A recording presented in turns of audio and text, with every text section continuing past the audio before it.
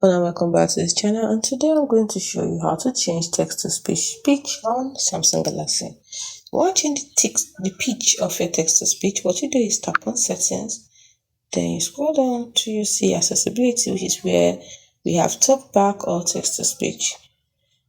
Then open it up, or you can just simply tap on the search bar and then search for it.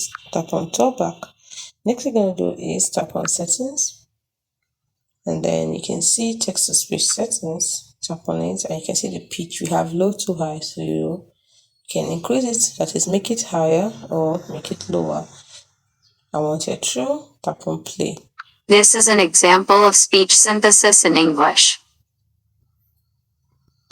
This is an example of speech synthesis in English.